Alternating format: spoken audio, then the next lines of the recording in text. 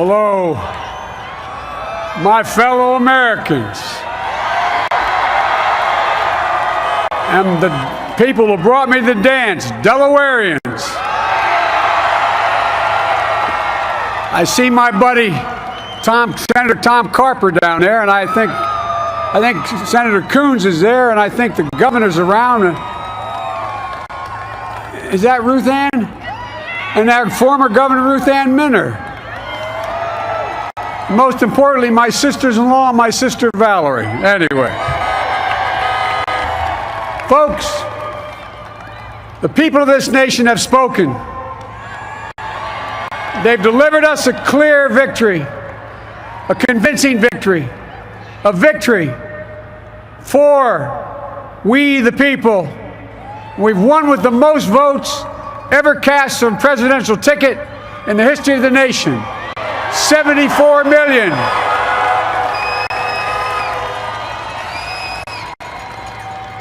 What I must admit has surprised me. Tonight, we're seeing all over this nation, all cities and all parts of the country, indeed across the world, an outpouring of joy, of hope, renewed faith in tomorrow, bring a better day. And I'm humbled by the trust and confidence you've placed in me. I pledge to be a president who seeks not to divide, but unify, who doesn't see red states and blue states, only sees the United States. And work with all my heart, with the confidence of the whole people, to win the confidence of all of you. And for that is what America, I believe, is about. It's about people.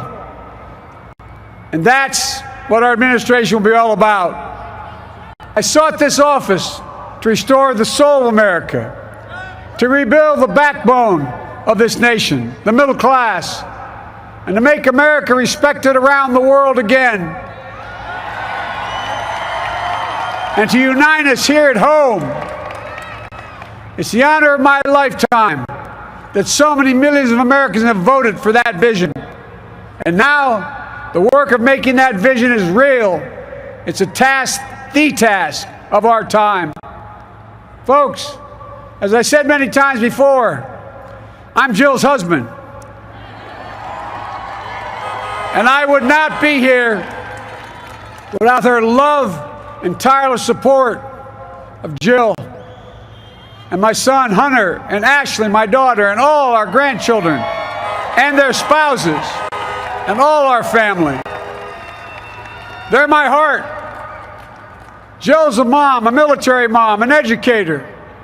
And she has dedicated her life to education. But teaching isn't just what she does, it's who she is. For American educators, this is a great day for y'all. You're going to have one of your own in the White House. And Jill's going to make a great First Lady. I'm so proud of her.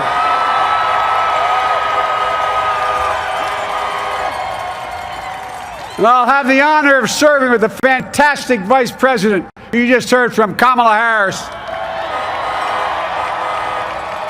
who makes history as the first woman, first black woman, the first woman from South Asian descent, the first daughter of an immigrant ever elected in this country.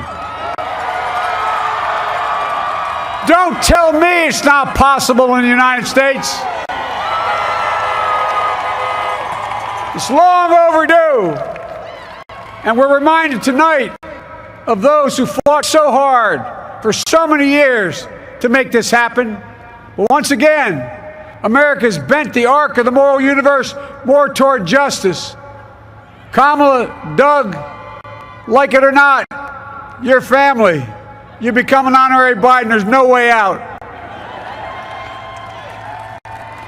To all those of you who volunteered and worked the polls in the middle of this pandemic, local elected officials, you deserve a special thanks from the entire nation.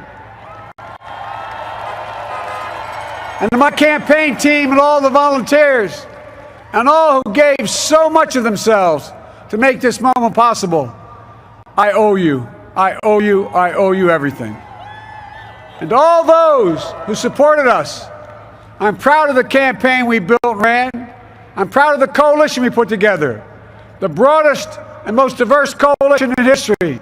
Democrats, Republicans, Independents, progressives, moderates, conservatives, young, old, urban, suburban, rural, gay, straight, transgender, white, Latino, Asian, Native American. I mean it, especially those moments, and especially for those moments when this campaign was at its lowest ebb. The African American community stood up again for me. You've always had my back, and I'll have yours.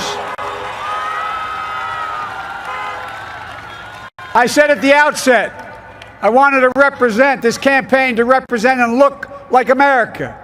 We've done that. Now that's what I want the administration to look like and act like. For all those of you who voted for President Trump, I understand the disappointment tonight. I've lost a couple times myself, but now let's give each other a chance. It's time to put away the harsh rhetoric, lower the temperature, see each other again, listen to each other again. And to make progress, we have to stop treating our opponents as our enemies. They are not our enemies. They are Americans. They're Americans. The Bible tells us to everything there's a season, a time to build, a time to reap and a time to sow, and a time to heal. This is the time to heal in America.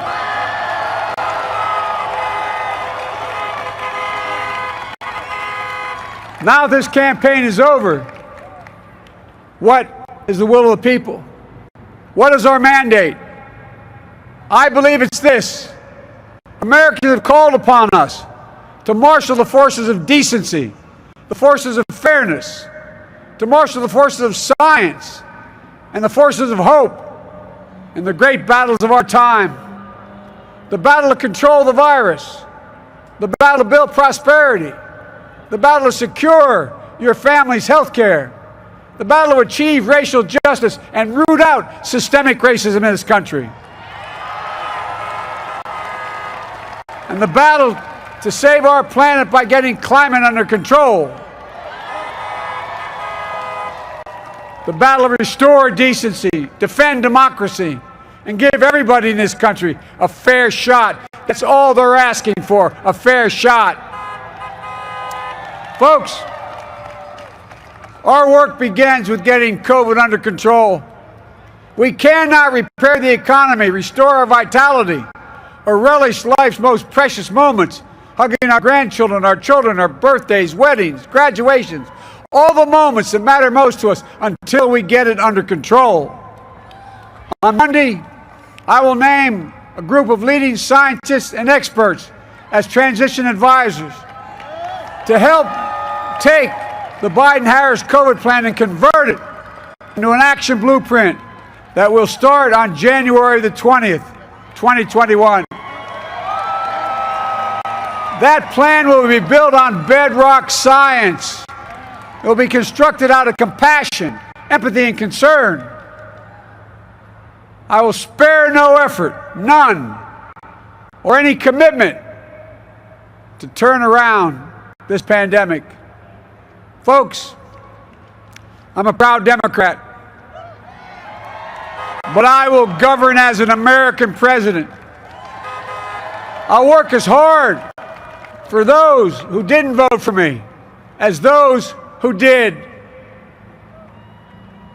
Let this grim era of demonization in America begin to end here and now. The refusal of Democrats and Republicans to cooperate with one another, it's not some mysterious force beyond our control. It's a decision, a choice we make. And if we can decide not to cooperate, then we can decide to cooperate. And I believe that this is part of the mandate given to us from the American people. They want us to cooperate in their interest. And that's the choice I'll make. And I'll call on Congress, Democrats and Republicans alike, to make that choice with me. The American story is about slow yet steadily widening the opportunities in America. And make no mistake, too many dreams have been deferred for too long. We must make the promises of the country real for everybody, no matter their race, their ethnicity, their faith, their identity, or their disability. Folks, America has always been shaped by inflection points, by moments in time where we've made hard decisions about who we are and what we want to be. Lincoln in 1860, coming to save the Union. FDR in 1932, promising a beleaguered country a new deal. JFK in 1960, pledging a new frontier. And 12 years ago, when Barack Obama made history, he told us, yes, we can. Well, folks, we stand at an inflection point. We have an opportunity to defeat despair, to build a nation of prosperity and purpose. We can do it. I know we can. I've long talked about the battle for the soul of America. We must restore the soul of America. Our nation is shaped by the constant battle between our better angels and our darkest impulses. And what presidents say in this battle matters. It's time for our better angels to prevail. Tonight, the whole world is watching America. And I believe at our best, America is a beacon for the globe. We will lead not only by the example of our power, but by the power of our example. I've always believed, many of you heard me say it, I've always believed we can define America in one word: possibilities. That in America, everyone should be given an opportunity to go as far as their dreams and God-given ability will take them. You see, I believe in the possibilities of this country. We're always looking ahead to an America that's freer and more just, ahead to an America that creates jobs with dignity and respect, ahead of America that cures diseases like cancer and Alzheimer's, ahead to an America that never leaves anyone behind, ahead of America that never gives up, never gives in. This is a great nation. It's always been a bad bet to bet against America. We're good people. This is the United States of America, and there's never been anything we've been not able to do when we've done it together. Folks, in the last days of the campaign, I began thinking about a hymn that means a lot to me and my family, particularly my deceased son, Bo.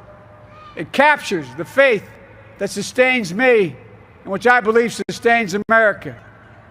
And I hope it can provide some comfort and solace to 230,000 Americans who've lost a loved one to this terrible virus this year. My heart goes out to each and every one of you. Hopefully this hymn gives you solace as well. And it goes like this: and he will raise you up on eagle's wings, bear you on the breath of dawn, and make you to shine like the sun, and hold you in the palm of his hand. And now together, on eagle's wings, we embark on the work that God and history have called upon us to do, with full hearts and steady hands, with faith in America and in each other, with love of country, a thirst for justice. Let us be the nation that we know we can be, a nation united, a nation strengthened, a nation healed. The United States of America, ladies and gentlemen, there's never been anything we've tried we've not been able to do. So remember, as our grandpapa used to say when I walked out of his home when I was a kid up in Scranton, he said, "Joey, keep the faith." And our grandmother, when she was alive, she yelled, "No, Joey, spread it. Spread the faith. God love you all. May God bless America, and may God protect our troops." Thank you, thank you, thank you.